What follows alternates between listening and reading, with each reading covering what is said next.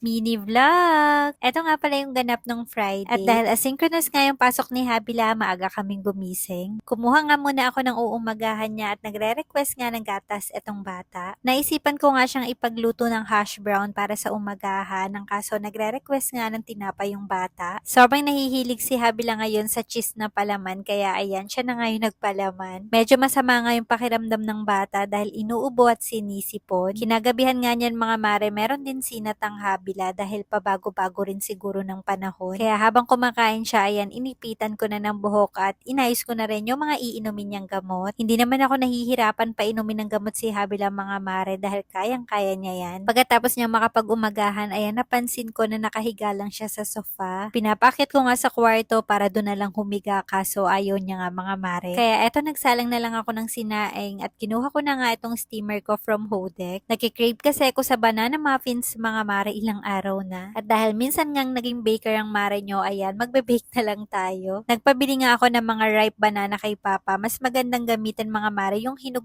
na saging para mas matamis. At dahil hindi pa nga ako nagbe-breakfast, ayan, gagawa ako nitong banana smoothies. Kung nanonood kayo ng vlog ko mga mare, alam nyo na paborito ko tong breakfast. Kapag merong saging dito sa bahay, madalas talaga akong gumagawa nito. Anyways, pagkatapos ko nga palang madurog yung mga saging, ayan, nag-prepare na ako ng mga ingredients na gagamitin ko. Madali lang naman mag-bake mga mare, basta kompleto ka ng ingredients at masipag kang maghugas. Char. Ito kasi yung hirap pagkatapos mag-bake, naku, tambak yung hugasin. And ako mga mare, ayaw na ayaw ko yun kasi madalas nanginginig na talaga yung kamay ko. Anyways, ayan, pinagsama-sama ko na yung dry and wet ingredients. Hinalo-halo ko lang yan mga mare, tapos maglalagay ako nitong chocolate chips and maglalagay din ako nitong chocolate bar. Yung chocolate bar na ginamit ko mga mare, dark chocolate yon para mapait-pait at manamis-namis. First time ko nga gagamit ng steamer dito sa banana muffins. Madalas kasi binibake ko to mga mare, pero ngayon susubukan ko nga itong steamer yung gagamitin ko. Pupunta rin kasi si kuya, kaya eto, ipapadala ko nga itong mga banana na gagawin ko pang merienda nila sa bahay. Bali, nagset nga lang pala ako ng 20 minutes at eto na nga yung itsura niya pagkatapos ko ma-steam. Gumagamit nga pala ako ng toothpick dyan mga mare. Tutusukin mo lang at kapag meron pang sumama, nako, hindi pa yun luto. At dahil luto na nga mga mare, isa-isa ko lang yan tinanggal sa silicone liner. Sobrang lambot kapag steam mga mare. As you can see, siksik na siksik talaga yung pagkakagawa. Marami rin ako nilagay na chocolate chips, cookies, and chocolate bar, kaya as you can see, maraming chocolate yung loob. Pagkatapos ko makapag-steam ng banana muffins, ayan, dumiretso naman ako sa kusina para makapagluto ng aming pananghalian. Butter garlic shrimp nga pala yung lulutuin ko, kaya naglagay na ako ng butter, konting mantika, naglagay na rin ako ng garlic, shrimp, at syempre, etong crab paste. Sobrang sarap nga kapag may crab paste, mas malinamnam. At dahil wala nga kaming chili dito sa bahay, hot sauce na lang yun nilagay ko. At eto na nga yung aming spicy garlic butter shrimp. Pagkatapos ko makapagluto ng pananghalian, ayan mga mare, yung natira dun sa banana muffins, binake ko naman. Yung air fryer nga yung ginamit kong pang bake mga mare kasi tinatamad akong kuwanin yung oven sa taas. Sobrang magkaiba talaga kapag binake at in-steam. Kapag in-steam kasi mga mare, mas siksik yung pagkakaluto ng laman. Anyways, pagkatapos ko nga pala makapagluto at makapag-bake, ayan, inasikaso ko naman ito mga pinamili. Super happy na naman ang mare nyo dahil puno na naman ng rep at marami na naman stock ng pagkain sa bahay. At dahil maliit nga lang yung rep namin mga mare, gamit na gamit ko rin itong mini ref ni Habila dahil dito ko na nilalagay yung mga frozen food.